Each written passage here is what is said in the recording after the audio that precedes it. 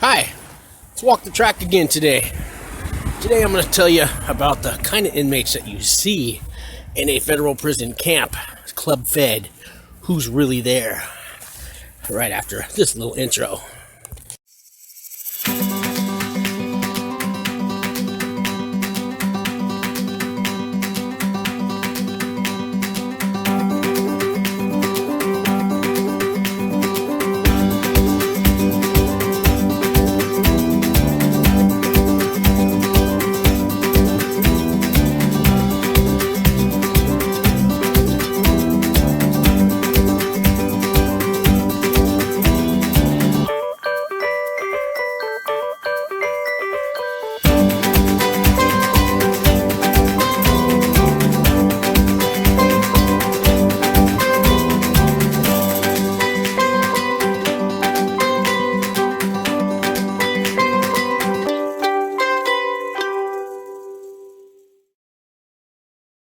Hey, welcome back to another episode of Club Fed True Stories.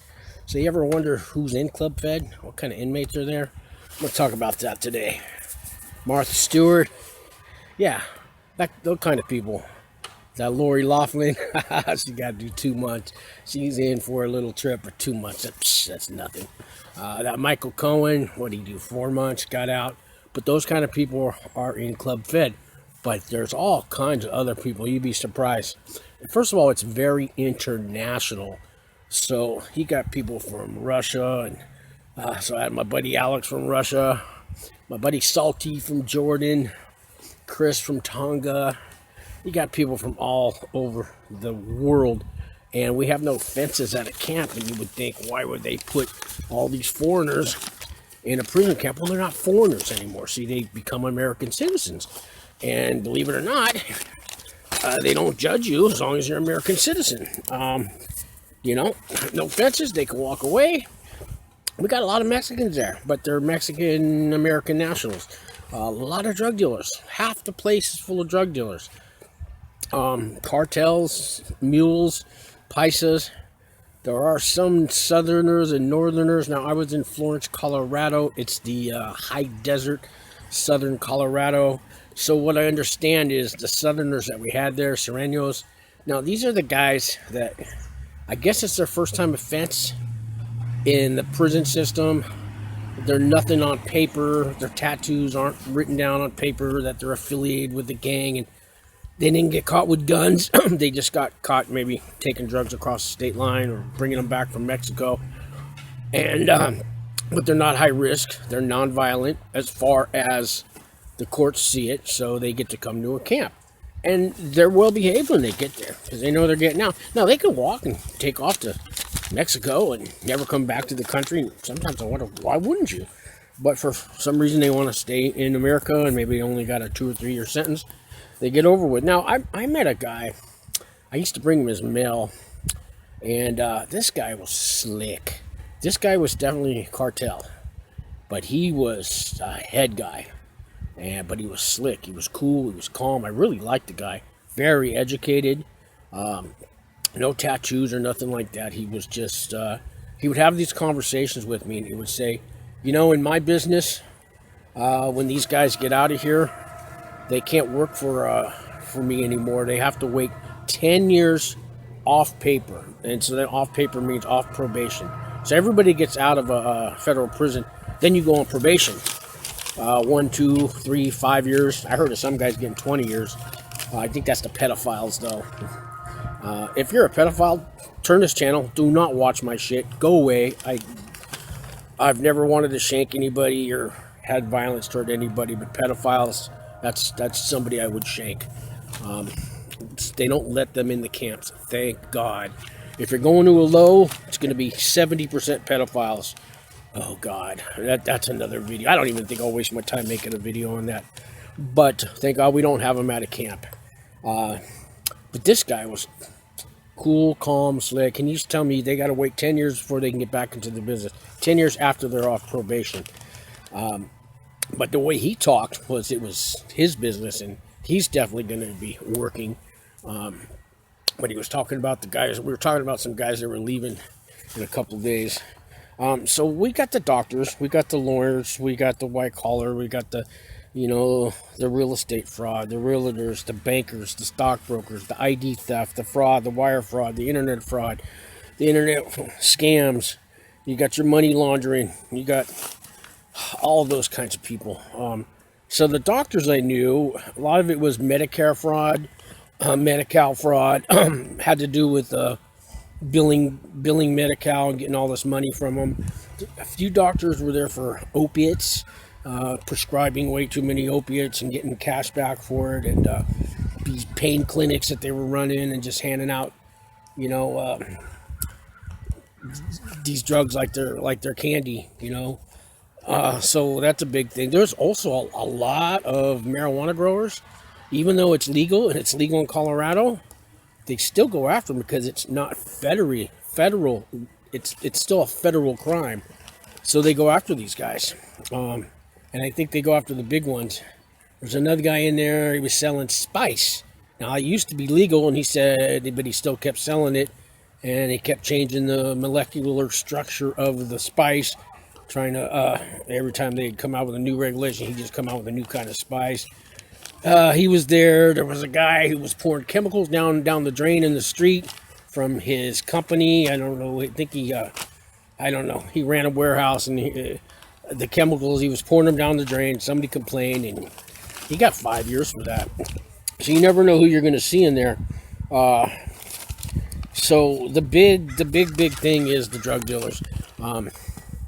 About half of them are drug dealers, and these guys like to live high on the hog in there. They'll have 26 pairs of shoes, and they have somebody clean their cell every day. They got somebody does their laundry, somebody cooks for them in the microwave, and they still want to live like that, and they do. But everybody gets along. You don't have to join a gang. We don't have any paperwork to show. There's a lot of guys that told on all their co-workers before they got there. They ratted all their people out, and, and you could tell. You could tell who did it and who didn't. So there was a guy in there for counterfeit. Now, he was a black guy. And the black guys that we have in there, maybe 10%, but they're white-collar black guys. You can call them black-collar, white-collar. This guy was in there for counterfeiting money, and he only got a year. So I know he gave people up. You don't get a year for counterfeiting, man. Not without giving people up. But the thing is, once you get to the camp, don't be snitching there. Don't be telling on the guys with the cell phone. I like to have my cigarettes. Don't tell on me. Don't tell on the people gambling. And, just keep your mouth shut and look the other way. Just keep going. And some reason it bothers these people. They see guys on cell phones and they want to go rat them out to the guards. And, they get their ass beat. Yes, there's violence in Club Fed, but it's for telling on somebody with a cell phone. I had a guy try to tell on me with a cigarette, and the guard said, hey, this one dude was, this guy from the music room. We ran the music room. Nobody liked him. It's a real prick. He told on a bunch of us for smoking, and so the guard came up to us and said, yeah, this guy's ratting you out on smoking. He goes, don't worry about it, man. I don't give a fuck. Some of the guards are really nice. They don't care if you smoke. One guy used to make us do push-ups. Another guy used to make us clean the bathroom. Sometimes they give her extra duty, and you got to pull weeds all day. A few pricks from the medium and the penitentiary, and once in a while they get rotated in there. And they'll send you to the hole, But usually it's not a big deal. Although I seen a guy, he was going to get out. He had about 10 days to get out of prison on his release day. He got caught smoking by one of these motherfuckers from the penitentiary. And they took 40 days good time away from him, and he didn't get released. They took 40 days, and he had to do an extra 40 days for having a cigarette. And I remember saying, man, when I get 10 days to go, I'm gonna quit smoking. Well, I didn't quit smoking. So it's the only habit I got left. I've been battling drugs and alcohol in my life for about 4 years, clean and sober. And life's good today. But the cigarettes, well, that's another day. So when you go to a Club Fed, you don't have to join a gang. If you drop the soap, pick it up yourself, but nobody's gonna, there's no Bubba, drop the soap. Although, there's some gay guys in there. So I remember this one time, once in a while a guard comes through, and they checked the bathrooms because these guys are in there talking on their cell phone. And he looked underneath and he saw 4 legs in the bathroom. So he's banging on the door. Hey, come out of there, come out of there. What's going on in there? Banging, banging, banging, banging, banging. He starts rattling the door. Finally, they open up the door, and there's 2 guys in there, one on top of each other. And one guy says, "Hey, don't worry about it. Don't worry about it. It's just my birthday." Yeah. So we get a few of those characters in there, but I've never seen anybody get killed other than they die from a medical reason. Guy needed a heart transplant. It's on the waiting list. They made him wait a year, and he died before the time was up, and things like that. I've seen guys die in the shower because from old age. We got people in their 80s. You know, I just seen old age gets you. But yeah, we don't have the only gangsters come from the pen and the medium, and they've worked their way down, and they've done 20 years, and you know they want to go home. They got to outdate finally, and they can't stand the camp. They hate the fact that we don't have politics. They hate the fact you don't got to show paperwork. They hate the fact there's no cars. Some of them have their own little cars, but they usually get the guys from the pen and the mediums that were in a car. Now they're at a camp. They just pretty much ignore you. I mean, they really go out of their way to ignore you. You ask them a question, they won't even answer you. They don't want to acknowledge you. You know, that's their thing. Get over it, buddy. You know, we're all people.